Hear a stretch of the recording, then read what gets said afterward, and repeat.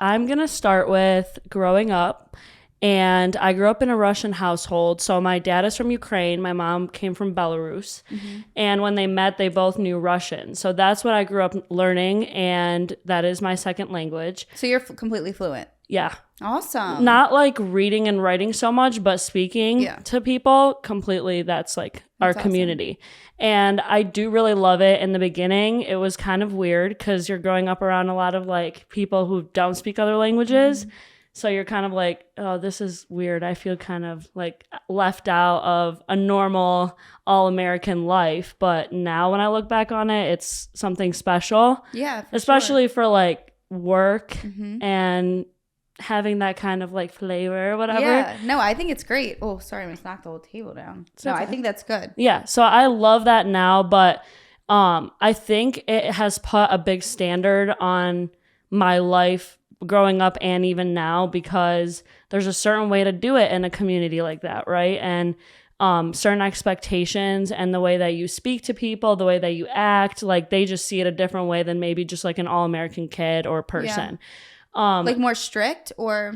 Yeah, a little more strict and a little more, I'd say, conservative. Like a lot of parents expect you're a doctor, you're super kind, you're super respectful, you have a lot of goals and morals, which obviously like a normal person has, but I think it's a very high standard just because of the community. Right, for sure. And especially telling my story, I think it's just so, people find it very wild because nobody does that. Right? Like you're always doing what your parents ask of you. You don't really become a rebel, nothing. Yeah. Well, I think too, like it in general, a lot of people just don't open up. They're not comfortable with it. So I think coming on and speaking about it, especially on here, I feel like it's shocking to people. Because people are like, I would never do that. You know what I mean? So I think it takes balls. Good for you. Well, that's why I wanted to do it, because I don't think I've ever been the type of person to stick by a script. I don't think you should. No. That's no fun. No. Life not has at to all. be fun. Yeah. For sure. So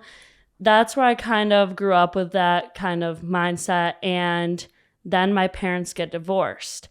And that isn't very uncommon in the community. I think because they are immigrants, they realize like now we're in America. Right. And after a long time, this isn't like the lifestyle that I want. And once that actually happened, everything started going downhill. Like this is, and I know that's kind of like a typical thing because a lot of kids experience divorce, but I think I really used their divorce as an outlet to become a major rebel. Okay. And it like, how old were you? 12. Okay. 11, 12 or 13. I can't really remember. So much has happened that it's kind of like that age range. But once they got divorced, I decided that since I couldn't control this thing in my life, and because it was so emotional for me, I need to control everything else. Right. Like from here on out, I don't care if you're my parent, my friend, I'm in charge. And at that age, that's obviously not good, because that means that everything that's going to lead up to your future is going to be shit. Right. Until you like mature and realize that, you know, like that's not the right way. That's exactly how I felt. And my dad is a restaurant owner, so he wasn't around like a lot, but he's still like my best friend. And I think it's because I've noticed a lot of qualities in him that I really love, so I kind of pushed aside the fact that he wasn't there growing up that much. So you mainly grew up with your mom, you'd say? Yeah, and I have a half brother or whatever, like it's my dad's son, but he's a lot older, so we weren't super close. So growing up as an only child, mostly my mom's taking care of me. She automatically takes the role of best friend, right? Like she's my caregiver now. I trust her, I love her, and I still feel that way. But what had happened when they got divorced is she started dating a new guy. And for me, that is when I was like, hell no. Yeah. Well, in general, too, I feel like that is such a tough age to have like a mom dating other guys. I literally was the same way with my mom. Like every single boyfriend she had, I hated them. Yeah. Couldn't stand them. And it doesn't even matter if they were great or whatever. It's just the fact that it's not my dad. Yeah. And it's also that now my mom is putting attention into another person. Right.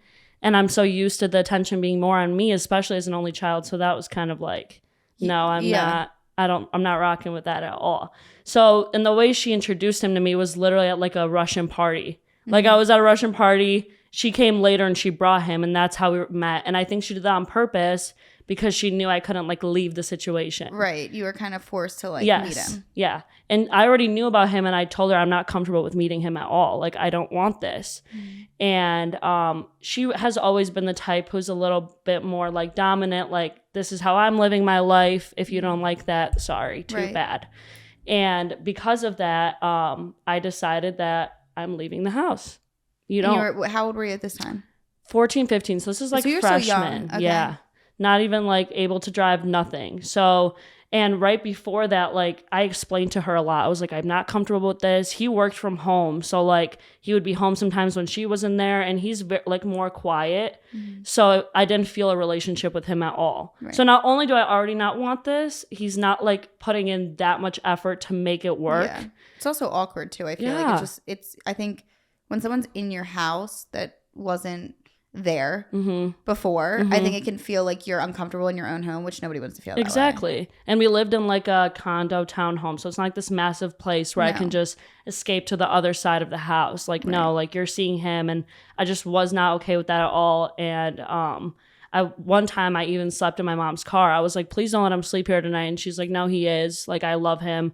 So I literally slept in her car in the garage and just like cried all night. And at that point I realized, like, I can't. Right. Anything will be better than being in a situation where I'm like uncomfortable being there. Yeah, for sure. So around that point, I met a girl, and she went to my high school, and we became close pretty quick. And I think now that I'm looking back on it, it's because we were having the same exact struggles at that time. So we kind of like latched on to each other as like a support system, because her parents were divorced. She was living with her dad. Her sister, like, they weren't that close. So like we became each other's like person. Right. And we were spending the summer together, and I was kind of like loving being there, slowly bringing my clothes and stuff there. And we're kind of like, what if we just live together? Like, what if I just move in? Because I hate being with my mom. I'm mostly here. Right. What if I just live here? So we sit down her dad. I explain the situation. Like, I'm just uncomfortable being at home. Can I come live with you? Not for like a long time, but just for some time. And he was like, sure, that's fine. Like, he felt bad for me. Right. That's really nice. And I think I may have just over exaggerated how bad it was, just because was the guy nice to you, your mom's boyfriend, like, or was he just he is very nice, and they're married now, actually. So he's been in my life for like 6-7 years now. And I think it was more me just putting on these blinders of like, I don't care how nice you are, I just don't. And you were younger, and you just went through a lot. I think that would be hard for anybody. So. And his like personality is a lot more shy and like quiet. So it was never a situation where we could just like sit down and have a conversation. It was always this like uncomfortable, like, unless if I say something first, we're not talking. Yeah. And the fact that he was shy, he would never talk first. Right. So it was like, I don't want to put in the work. He's definitely not going to put in the work. So like, bye-bye. Yeah.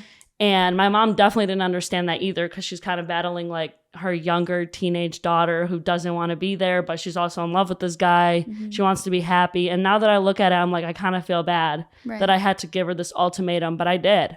I said, it's either me or him. And she basically said, like, I'm not choosing, but he's staying here. So at that point, I left, and I started living with my friend more full time. And that's where things really got bad.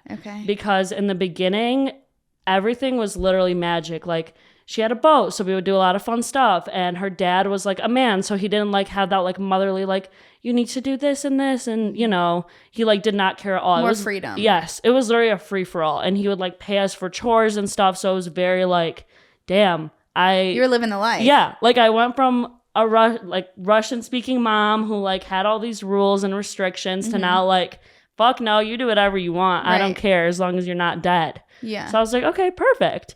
And it was just wild to think back, because we would literally share a twin-size bed for like 8-9 months. We would sleep in a twin-size bed. Her head this way, my head to foot. Yeah. And I'm like, why did I live this way? But it was because it's fun though. Yeah. Like, I feel like obviously, like when I was younger, and when me and my friends were that age, like that's how we would sleep too. My little I always look back to that too. I'm like, we would sleep head to foot in little twin beds and just like have the best time. Yeah, and you look at it and you're like, damn, this is like an everyday sleepover with no rules. And that came with a lot of problems as well, because that meant that I didn't care about my grades. Right. It was about a 1.0 for like a lot of freshman year. Like, just did not care. He never checked homework. Right. I wasn't talking to my mom. So I was kind of like, I'm doing what I want. And it really, really worked in the beginning. But after a while of dealing with, you know, my own like internal struggle of I wish I kind of had a mom, you know, there for me. But at the same time, I love this. Things were getting a little weirder. Like, her dad would ask for like back massages and from you? Yeah. And like her too, but it was just like, it's kind of wild to think like, damn, this man is like my dad's age and I'm like rubbing his back and I'm living here.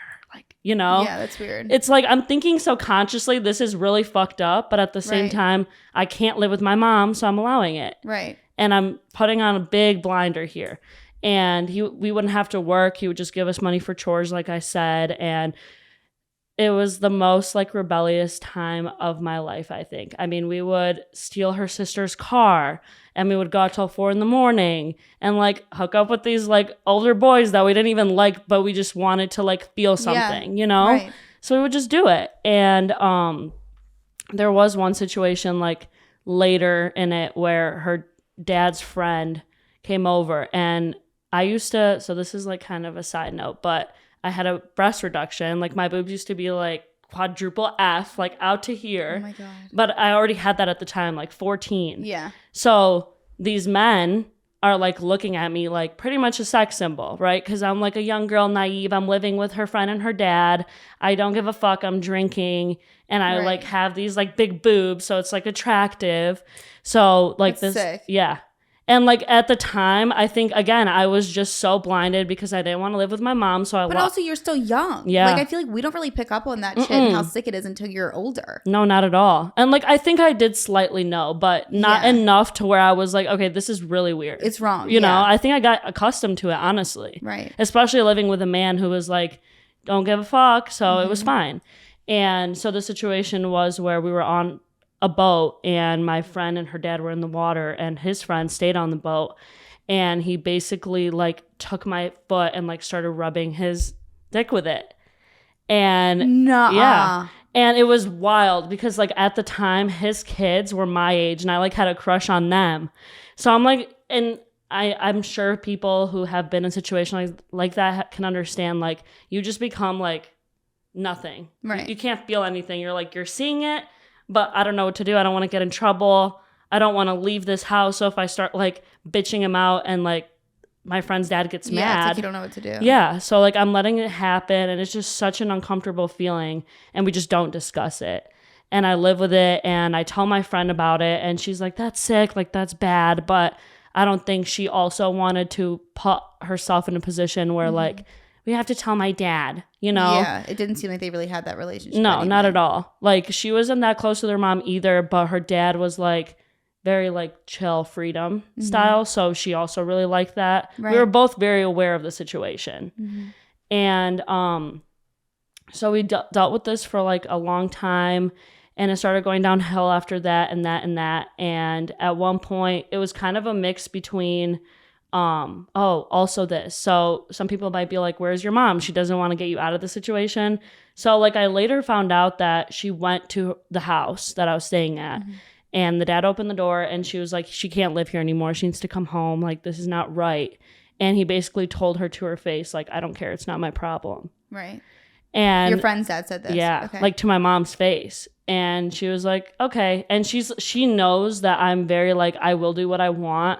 Like, even if she pulled me out, I'd probably go back, which I probably would have in the moment. Like, it wasn't worth the battle. No, for her, it wasn't. And for me, it wasn't. So we kind of had a mutual agreement of like, this is fucked up, but like, whatever. Right. This is how it is for now. Yeah. And I think also she leaned on her boyfriend at the time a lot too.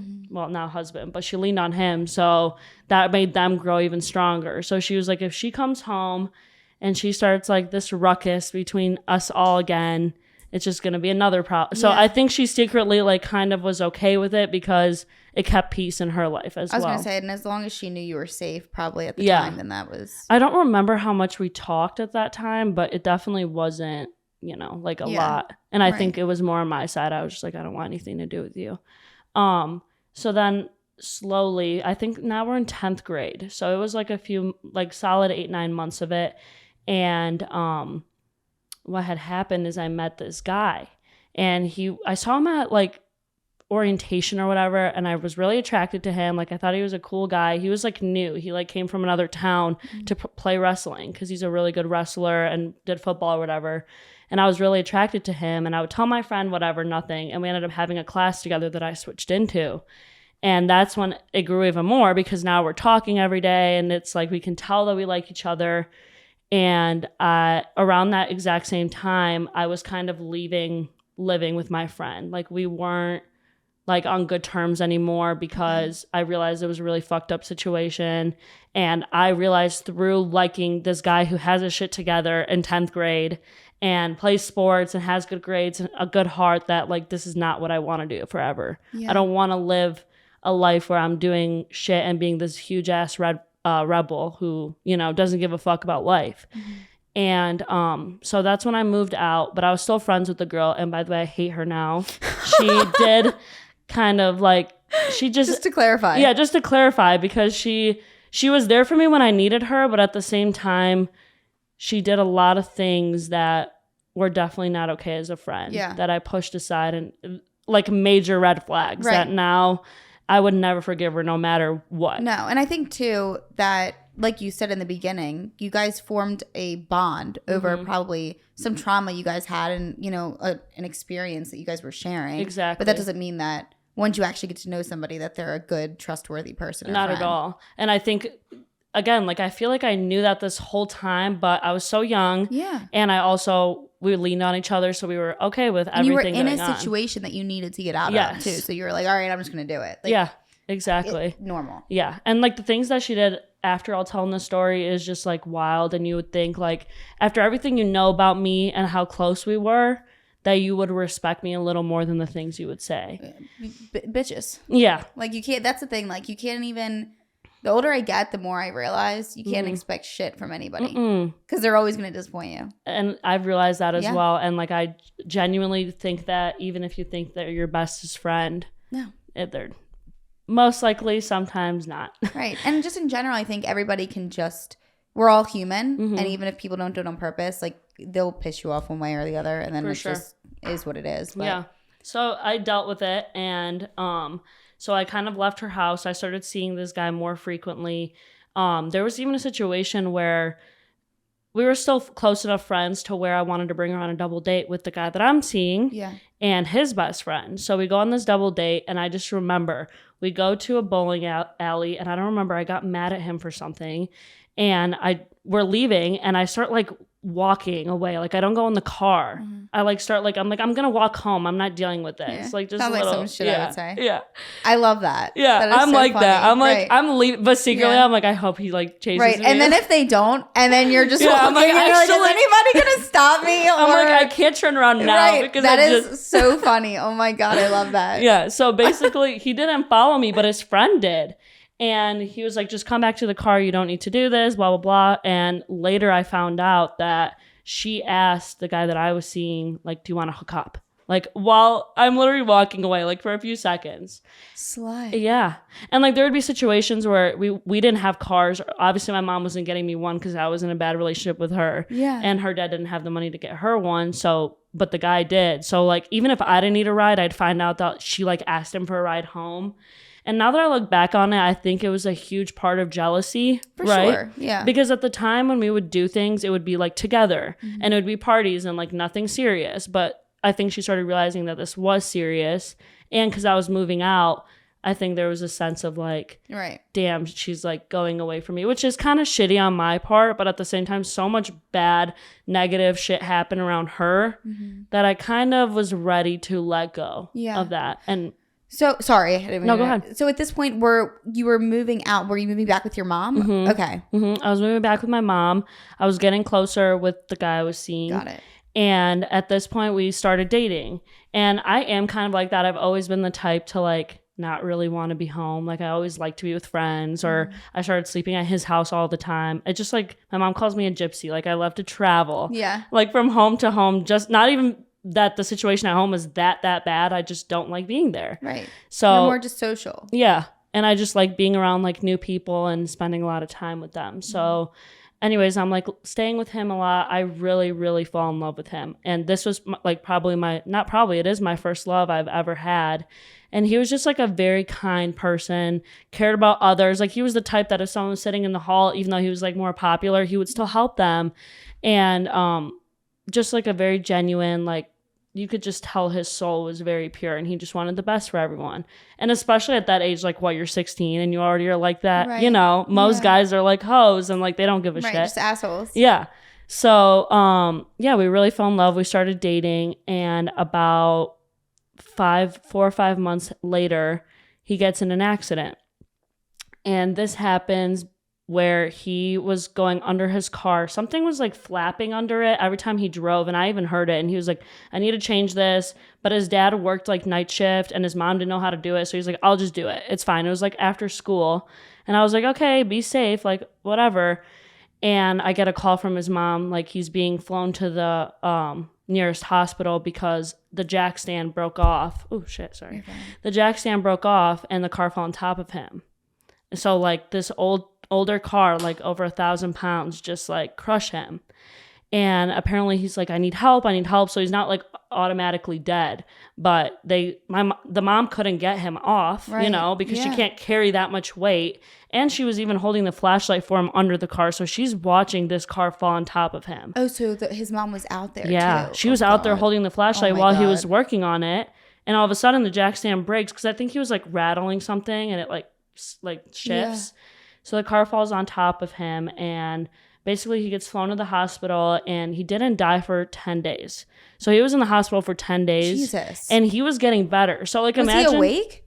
Mm-mm. Okay. He never woke up. He was always in a coma. But the thing is, for me, imagine like your age, my age at like 17 at this point, and I'm like, oh, he's not gonna die. No, what 17-year-old dies, right? Exactly. Yeah. Like it's like older people, grandpas, grandpas, like they die when they're old. It would never be someone my age group, especially someone I'm in love with. No, at that age, your perception for death and like risk is just not there at all. Like we all think we're invincible for sure. That age. Yeah, and I was like, I was very worried. I was very confused. Like, after days started going by, I was like, oh shit, like this might be something like really bad. Mm-hmm.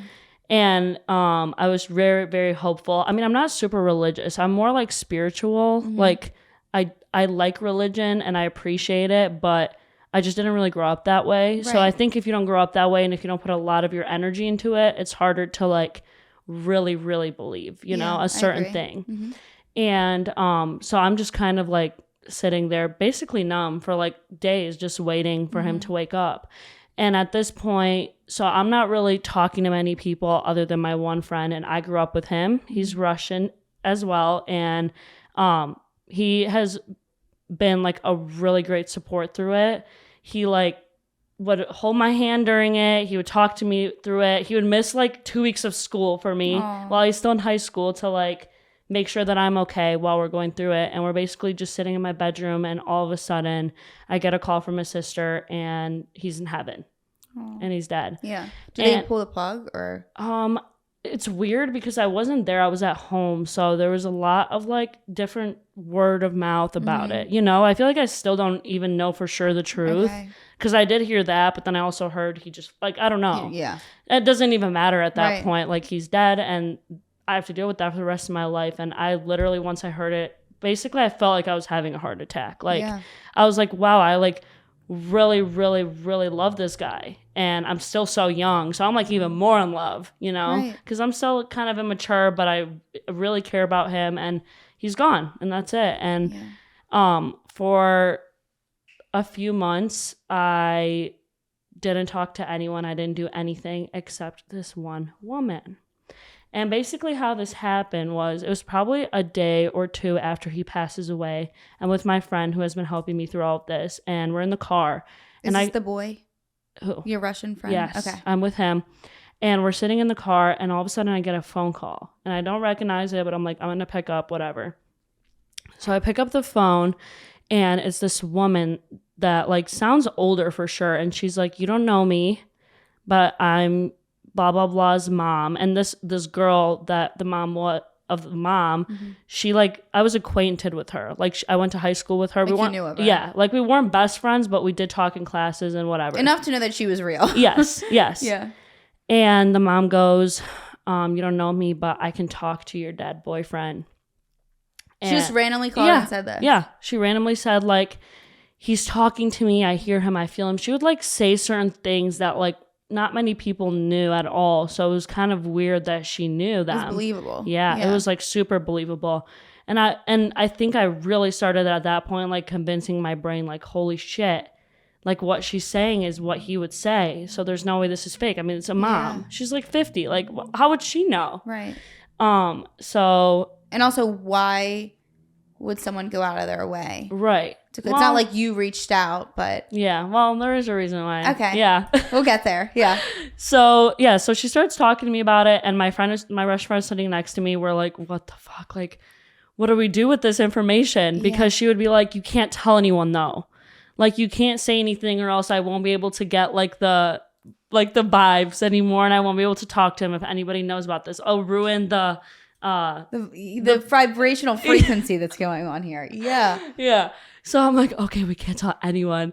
And I'm talking to my friend. He's like, okay, yeah, no, we can't tell anyone. So we hang up. I'm like, we're digesting this information. And he decides he's going to call his friend and tell her. Uh-huh. So I'm like, wait, are you sure you should do that? Like, we're like starting to really believe this at this point. Right. And he's like, no, we have to tell her. Like, this is wild shit. So he calls his friend. And all of a sudden, as he's like opening his mouth to say the words, his phone goes, and just like shuts off. Literally that noise. It just like went to a black screen.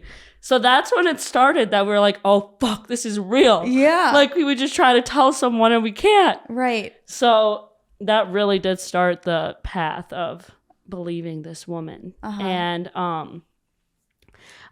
it was really a perfect plan on her end because, you know, I was living with my mom. We were kind of repairing our relationship. My boyfriend dies, so she's like really on my team now. You were in a very vulnerable place. Yes, and she like really stepped up to the plate and like really, really was there for me. So that definitely made my situation with her better because I could tell she still cared and wanted the best for me. And it was easy because I could just tell my mom that I was hanging out with my friend.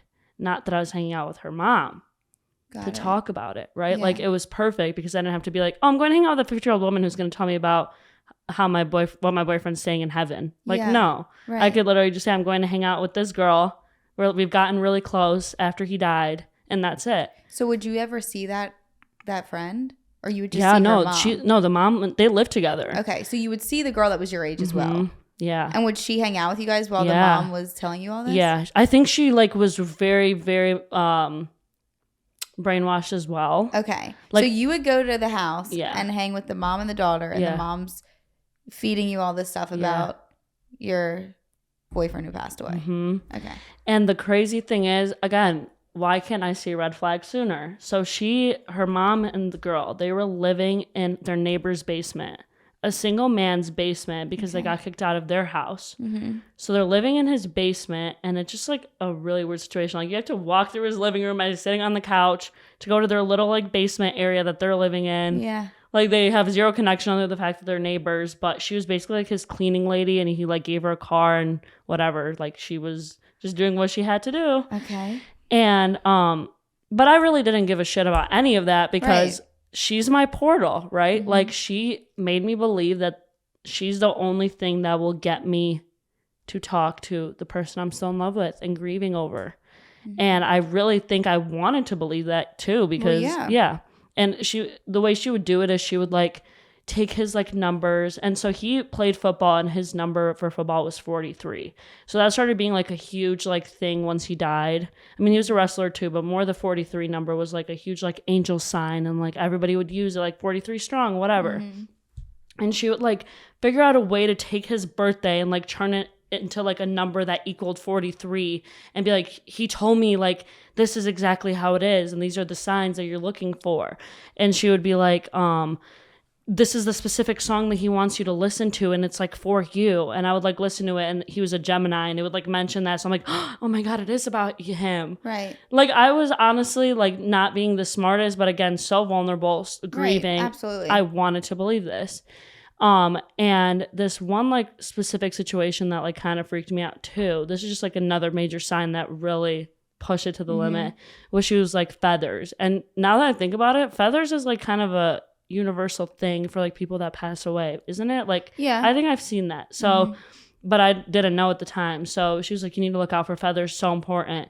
So I go to his viewing, like his open casket, and I'm like really sad. I go to the bathroom upstairs and I'm crying, and all of a sudden I look up and all the wallpaper is feathers. And I'm like, holy shit. Like, it's a sign, yeah. Like all these signs that this woman is giving me, it must be true. Like there's no way. Right. But at the same time, the signs that she was giving me were just her way of like making sure that I'm like sticking around. For sure, yeah. Like she wanted to make sure that everything that I know is just going to put me closer in her hands. And she was very, very good at doing that, because like we would literally be driving down the car and she would be like, and be like, I just got a sign. And I'm like, what did he say? So like every time you would hang with them. Yeah, it was just like, about it that. was all about that. Okay. Yeah. I mean, like at a certain So she was dedicated. Oh, hell yeah. I mean, she didn't really have a job. She was like her neighbor. This was her job. Right. Okay. And she would like say like, I used to do this. Like I kind of am a medium, but like not anymore. This just like spoke to me so hard I couldn't like get rid of it. And I was like, okay, yeah, I believe in you. The fact, though, that, like, it's, like, baffling to me that she was allowing you to just, like, come and rely on this. As, like, basically, I feel like in that time, it was, like, a way for you to, like, cope and get through it, which obviously is not actually coping and getting through because you're not moving on. You're staying stuck in something. That's horrible. Yeah. And like it was perfect too, because I ended up going on to online school. They like created a program for me because I was just like way too uncomfortable. Everything reminded me of him for a while. And like, you know, people in high school, like what we're juniors now, they're very like, I'm so sorry. You know, right. Like every second I'm like, I'm really sad. Or they just ask like, yeah. And it's not even like mean, like of them at all. No. Like they cared. But in my head, I'm like, I just don't want to every day, every hour, everyone look at me like she's the girl with the boyfriend who died. And it's like wild because in our high school, there was another girl my age who was dating a guy who died as well in high school. Yeah, he like fell off a boat and like passed away. Jesus. So like when I heard about that situation when I was still living with my old friend, we were like, this would never happen to us. Like somebody died in our high school. Like that's weird. Right. So then like after a while of dealing with this kind of manipulation that she was putting me through, I really started realizing like, okay, maybe not as honest as I think she is. Like what made you think that? Not even more so her. So I actually about 8 months later started dating a new guy who I'm actually still with. So almost 5 years together. Amazing. Yeah, like high school sweethearts. And he's a really, really amazing guy. He was friends with my boyfriend who passed away, which I really, really appreciate that because I feel like it would be hard to explain to someone who never knew him. And that's like a big part of my life. So I really like the fact that he's super respectful of my like still grieving process. And some people are like, how can you like start dating someone 8 months after so soon? And all I say is like, I'm still grieving. Yeah. So, and I really think that although I've grown a lot and it's a lot easier, it will still always be there. So, absolutely. And your timing is going to always be different than somebody else's timing. Exactly. I mean, my story is completely different than my boyfriend who passed away's family, even though it was super, like everyone's going to feel a different way about it. And also at that time, right before, I like started dating my current boyfriend now, she did this one like really wild thing that really, really still hurts me to this day, where she turned me against his family like major.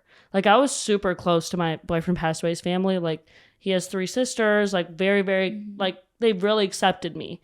And after he died, the woman was like, they don't want the best for you. They don't care about you. Like the so she convinced you they were like toxic, basically. And basically like said like they only care about their grieving progress. You're only gonna feel special with me because first of all I'm your outlet to him. Like literally I'm your outlet to him, so you need to trust me only. Don't care about what they say, only what I say. And I think she would just lie and make it seem like they were this horrible group of people, because I think that if if she wouldn't have said that and I would have still stayed close with them, I would have told them. Oh, for sure. That there's this woman who's basically saying she can talk to your son. She can talk to your brothers. Yeah. And that was perfect on her end, because if I would have said that, they would have been like, no. So did you just stop talking to them, or did you like say something to them? Yeah. So what had happened, so I started dating my new boyfriend. So this was senior year. I kind of started going back to school, and he was like, dude, you should not be like dealing with this, because I told him about it. He's like, why are you hanging out with a 50-year-old woman? Like, what the fuck is that about? Right. And I'm like, oh, she can talk to him, like all this stuff. And he's like, no, that's weird. Like, I don't think she's as honest as you think she is. Mm-hmm. And I'm like, okay, you're kind of right. And like, I started. Thank God you found him. Yeah. And not even just that, but like, I have another really, really close friend, like still very, very close friends with her. Her and her mom became a really good outlet too. They were like, we're here for you. We're not trying to convince you of something, you know, like this is just about you. Exactly. It's not about holding on to something. Yes. Yeah. So like they really, really helped me through a lot of things with that. And the reason that we kind of stopped talking as much was she kind of went away a little bit for a few months. Mm-hmm. Like it was kind of on her end, because I was still holding on to it. I still wanted the relationship, because although I was kind of realizing it's all a hoax, it made me feel good in a way. You know, it's kind of like.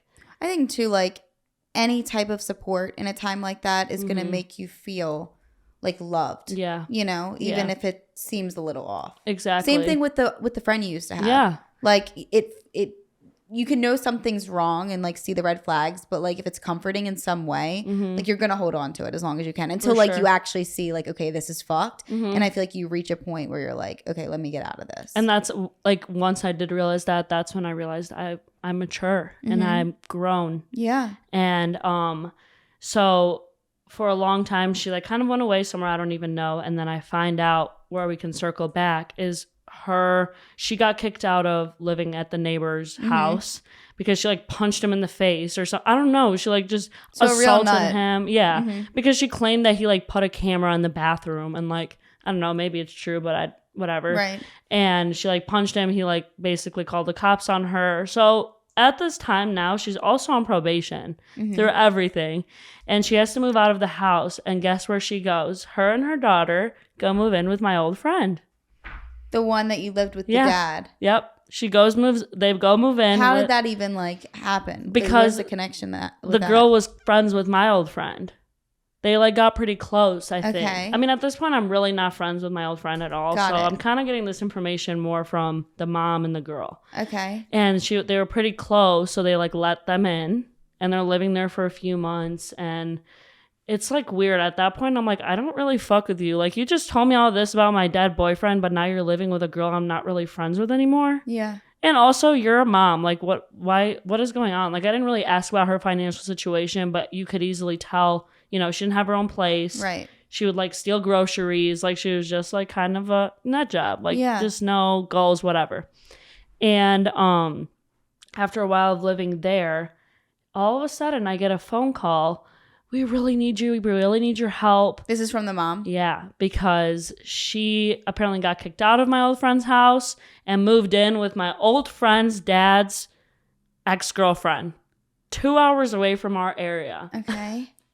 Jesus. And it's like weird how it all connects though. Yeah.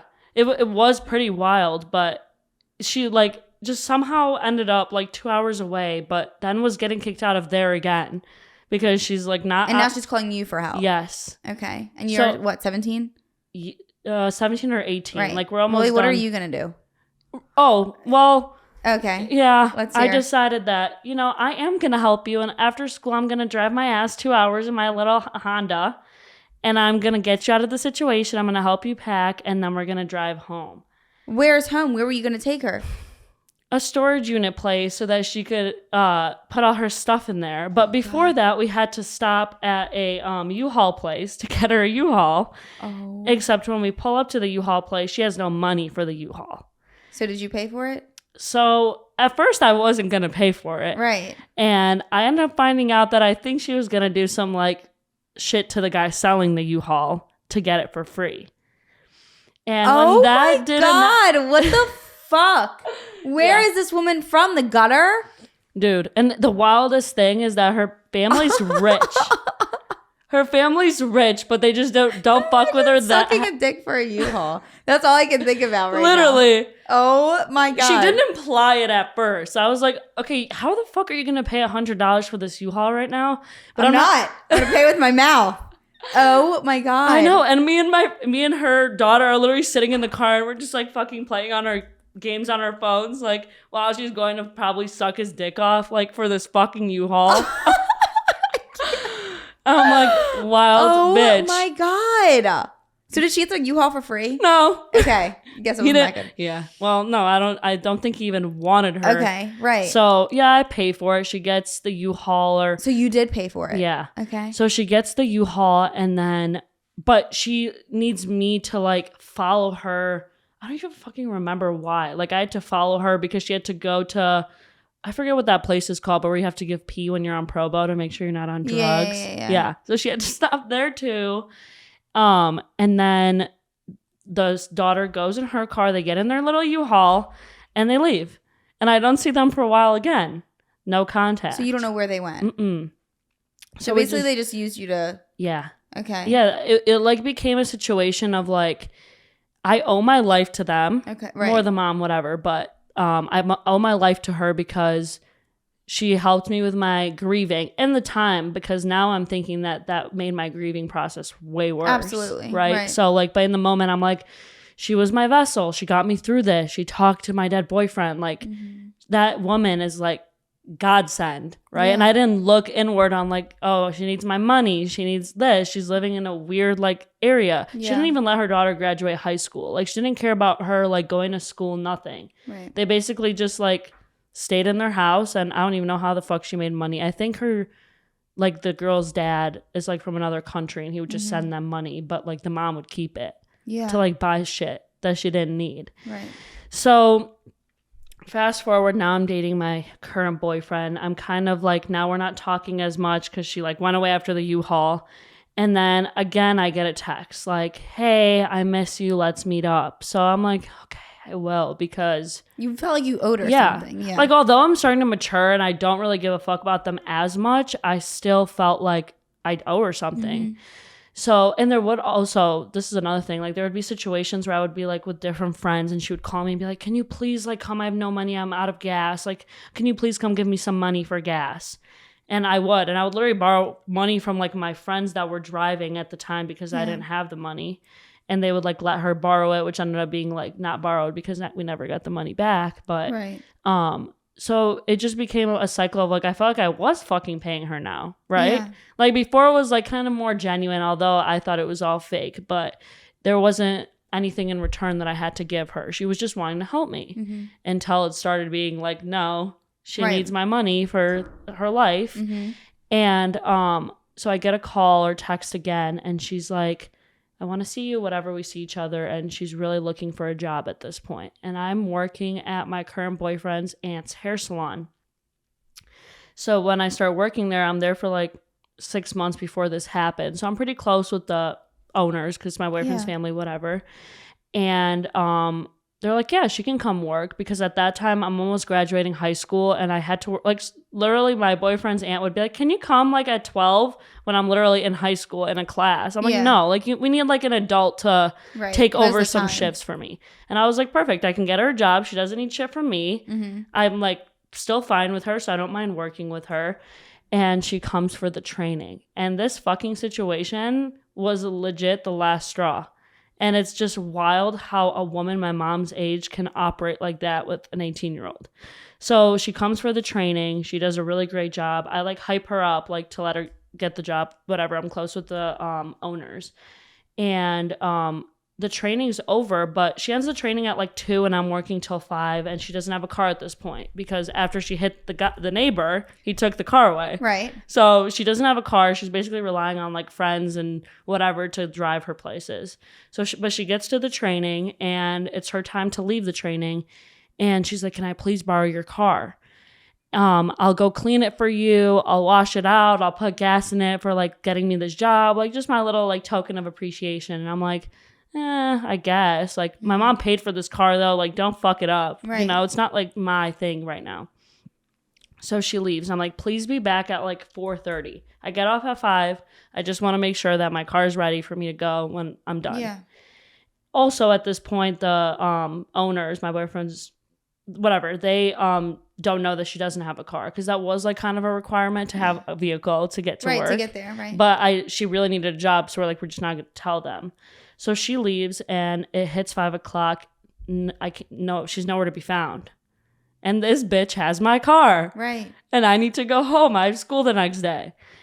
And it's like 5:30 now, still no call. I'm like, oh my fuck. And I'm like, calling her? Yeah. And she's just not responding at all. I'd be shitting myself. Yeah. And also at this point, I'm like supposed to be off my shit, and I'm kind of close with like the owner. So I'm like, oh, I just want to work longer. Like, I'm right. Just, are you supposed to tell them? That, yeah. Like, actually, the psycho bitch who told me she can talk to my dead boyfriend actually took my car. Right. Oh like, my God. I can't say that. So the car is still nowhere to be found, and it's like 6 p.m. now. And I'm like, oh my God, I'm never going to see this woman again. And she just stole my fucking car. What am I going to tell my mom? Right. My foreign mom, who doesn't really understand any of what's going on with this totally psychic weirdo. Like, I'm going to have to tell her A through D, and then we're going to have to go to the police. Right. So all of a sudden, it's like 6:45. She shows up. I'm so fucking pissed at her. Mm-hmm. I'm like, okay, I don't give a fuck everything you've done for me. Like, I would be mad at my own parent for just not reaching out, whatever. Especially when you let somebody borrow something. Right. And it's just, that's fucked up. And I think she like thought, again, she had this like seniority or whatever, like a super, like whatever, just above me, because first of all, she's older. Second of all, she's helped me through all this shit. Mm-hmm. So she comes back and she's like crying, and she's like, I'm so sorry. I ended up having to go help my dad move some boxes like an hour away. My car smells like cigarettes. Nothing's cleaned out. I barely have any gas left in my car. I ended up like having basically a flat tire after she drove it. I'm like, what the fuck did this bitch do with my car? Yeah. Like, and she just was not honest about any of it.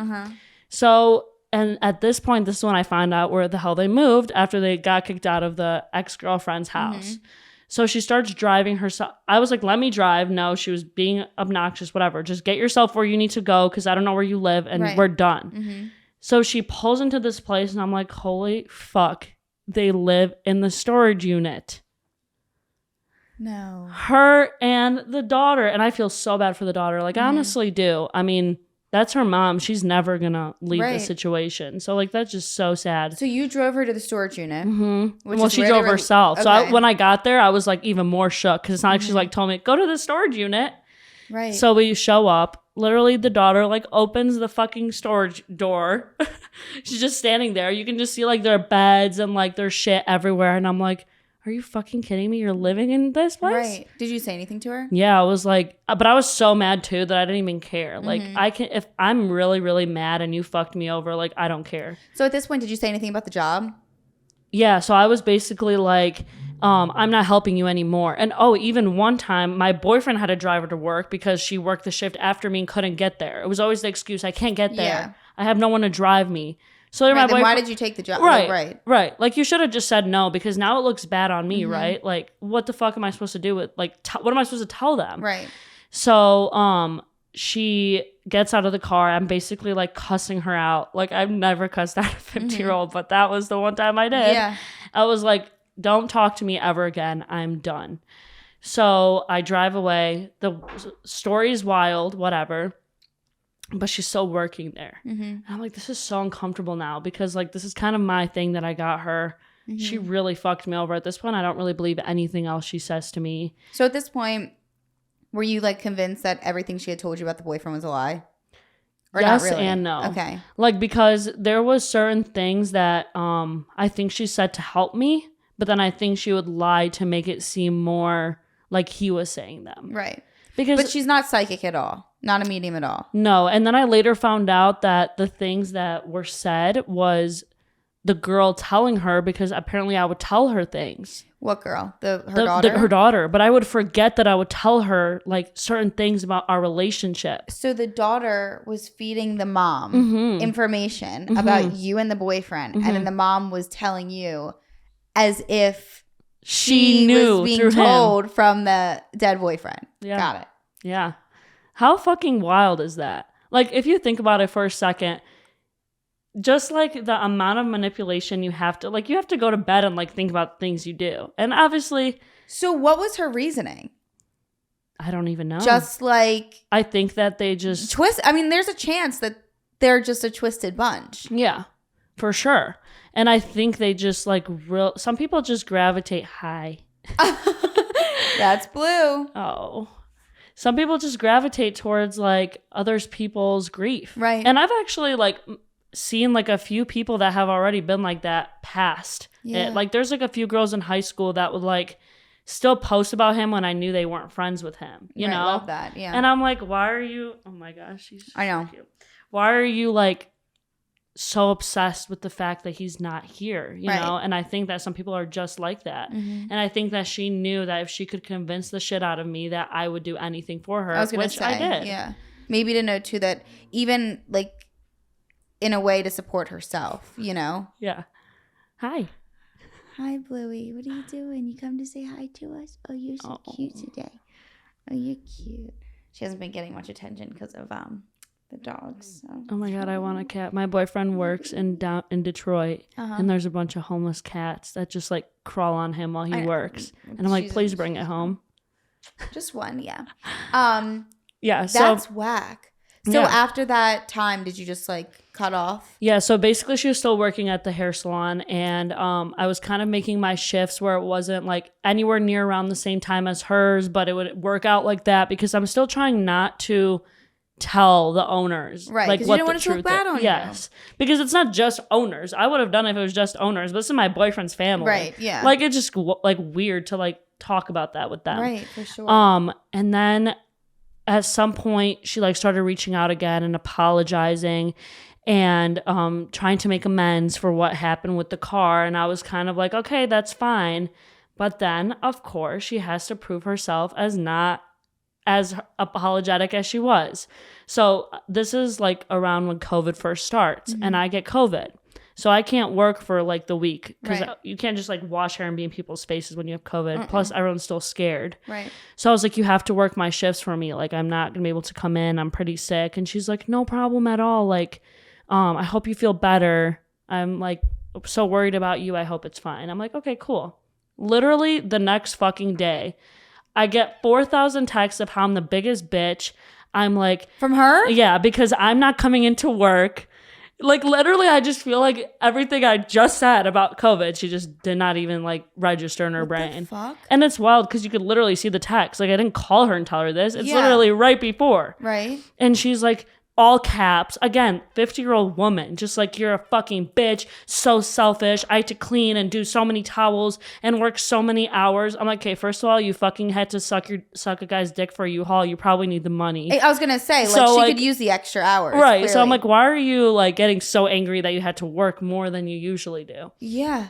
So she's just like literally cussing me out, and I'm kind of like, cool, whatever. I just don't care anymore. I really don't. Like, you're nothing. Yeah. Like, at this point, this is when I'm kind of like, yeah, she's full of fucking shit. I'm done. So she cusses me out. At this point, I quit the hair salon because I'm like, I don't want anything to do with her anymore. And I'm pretty much going off to college, and our relationship, me and the owners, kind of started getting weird because it's my boyfriend's family and I didn't want to work with them and tarnish, you know? Right. So it's kind of like, I'm kind of over this job anyway. So I quit and I left, and she stayed there for longer after I left. And I would get a call again, like, I'm literally on a boat in the summer, and she's like, can you please get me Adderall? Can you please get me Xanax? Like, I'm literally like, you're at fucking work, first of all. No. Second of all, I'm not your like drug dealer. So it just like over time got so bad. So much worse. And I think it's because she saw me pulling away. Right. It was like she was pulling on to anything she could at that point. Yeah. And I was kind of like, no, I'm not going to do this anymore. It's just not worth my time. You just want money and drugs from me. You just want... It was using you. Yeah. It was using somebody that was in a very vulnerable place. It's just, it blows my mind that there's people out there that are like in their 50s or just in general, but like there's somebody that would see someone's trauma or see somebody's vulnerability and literally take advantage of it for such stupid reasons. Like, her reasons were just so obviously like dumb. Yeah. But she like, I think it really made her life like cool. I was going to say like maybe even mentally for her, it did something like made her feel powerful. Yeah. Like feel like, oh, well, I can convince somebody that they need me. Like maybe she wanted to feel needed. Yeah. And I think it was also like she felt special in that moment because I believed her pretty fast, you know? I feel like sometimes it takes someone a while to fully get their like control and like manipulate them to the point where they know like, damn, they're like in my hands. But it happens so fast because what she would say would be like for hours of conversation where I would like be like at the end, like, damn, I believe her. Right. And then I already believed her. And it was not even like a month past it. And again, I'm not in school when it first started. So like I'm focusing most of my time and my energy because that's all I can think about right now. Yeah. So she really, really got like... She had her hooks in you. Yeah, completely. It was probably like the wildest... No, it is the wildest experience I've ever had because I am the type of person to not really take shit from others. Yeah. And I don't know if that happened just because of what has happened to me. So now I've become this person. But I think I've always have been kind of like, nah. And I just like, if I see somebody get scammed on a phone call, I'm like, don't be stupid. Right. But I was so vulnerable that I allowed it to happen. And then you haven't talked to her since that last time? So the funny thing is after she like asked for drugs, and I was like, don't fucking talk to me ever again. She basically, let's say... a month and a half ago. So what I just finished saying was 2.5 years ago. Okay, so it's still pretty recent. Yeah. But so like about a month ago, I get a message and it says her name and it's like blah, blah, blah, sent you $50. And it was like on not like Venmo. It was like one of those like weirder like money transaction apps. So I'm like, what the fuck, bro? So I go and look and she actually did. It was her. And she said like you have to put a description. She put a red heart. And so I'm like, she just randomly sent you $50? Yeah, and I just did not respond. That's so weird. I just left it be. I was like, no. Right. I know exactly what's going to happen. Maybe that too was her way of like trying to draw, like fish you back in. Wow. Yeah. And not only that, so like once that all ended, I started hearing a lot of like weird things about the old friend too. Like she would say something along the lines like, I'm happy he died. Like just wild shit from her about like that people would tell me that she would say. That's the one that you used to live with? Yeah. So it was just like this whole mix of like, they all kind of were like this own cult against me. Right. In a way. Like the fact that they lived together and then somehow they ended up having my birth certificate. Like when I was still friends with the mom, she's like, oh, I have your birth certificate. It was at your old friend's house. And she like never actually gave it back to me. She just said it was just such a weird like situation. And this is why I explained in the beginning my kind of relationship with my mom, because you would think that you would want to tell your mom that you're kind of going through this like right away. But again, she knew because I would tell her I'm not that close to my mom. Like I've always been an independent person. So I think she knew that anything she would say to me wouldn't really get around too much at all. Yeah. Especially to like an adult. Did you end up telling your mom about all this? Yeah, but I think she was like just really fucking confused. Yeah, I'm sure. Because again, she's just like never thought that would happen to her child. Right. So also like, what are the odds that like somebody does that and that happens? Right. Like I almost feel like too, it's maybe more common if it was somebody your age.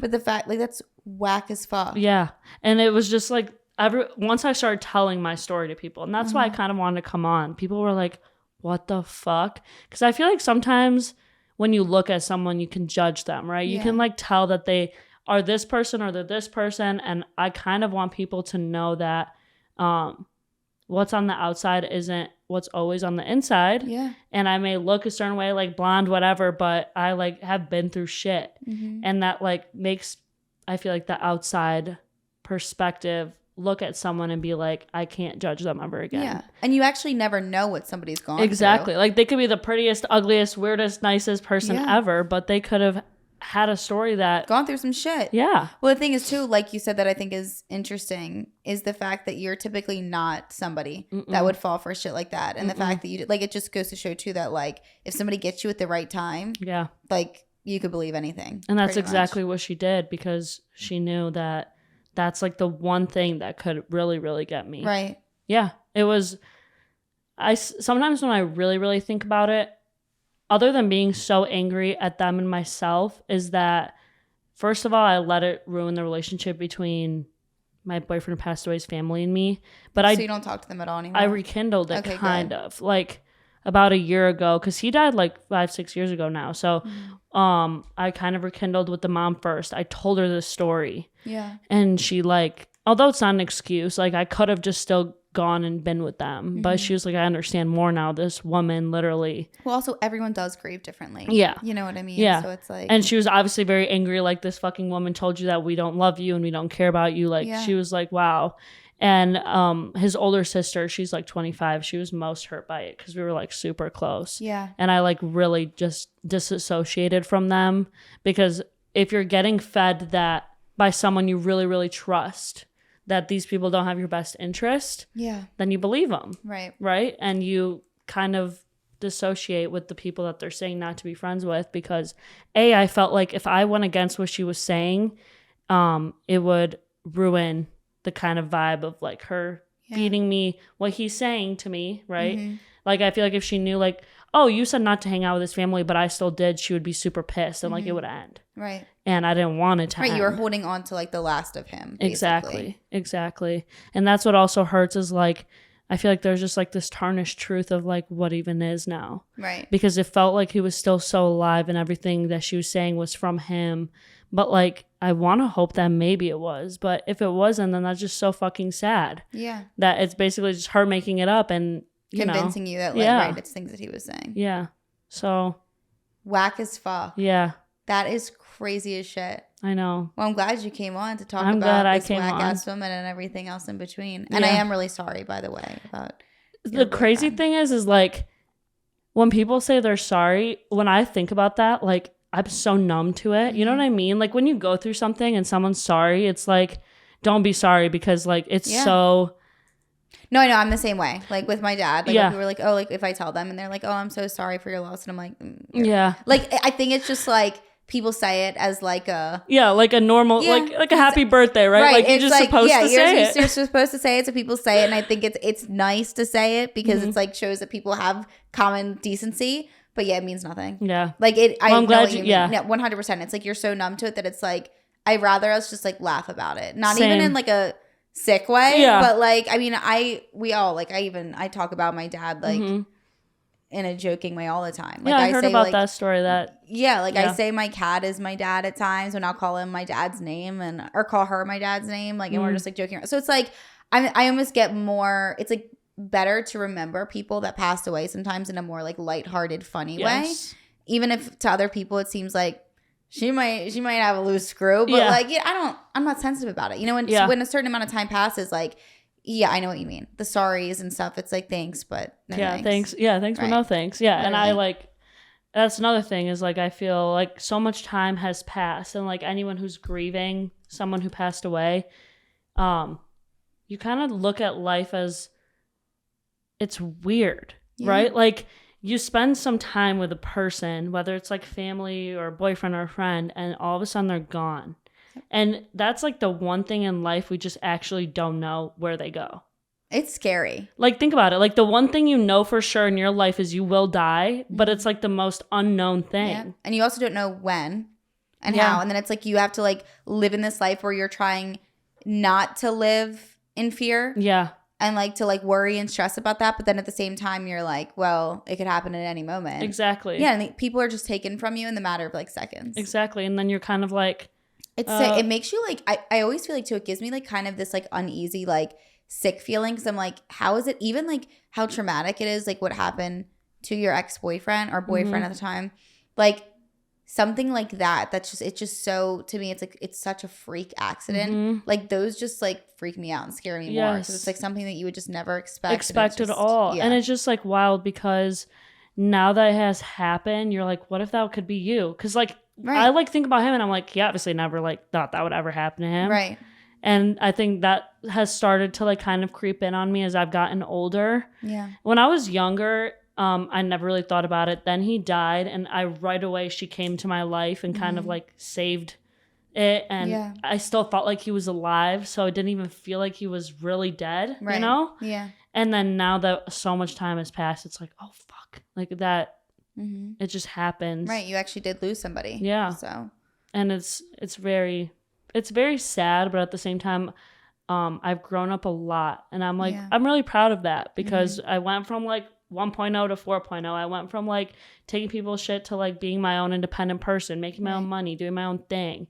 And I'm sure I would have still done that regardless if he was alive or not, but it really literally just like made me so strong, you know? And you have to be. Absolutely. You have no other choice. Like I always say, like, he's dead either way. I can either make every single thing that I do to people and myself an excuse because of it, or I can try to live my best life because I still get that opportunity. And either way, from it. And either way, he's gone, but I have to. Right. So.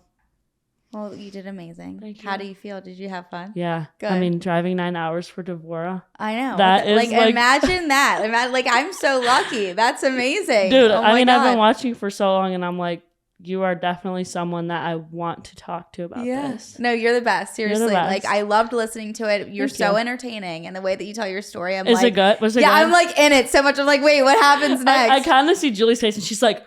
I know, like I'll see Julie out of the corner of my eye. I'm like, there she goes, like or like laughing when you say certain things. But no, you did amazing. Seriously, thank you so much for coming on so much. and sharing your story. You did great. I love it.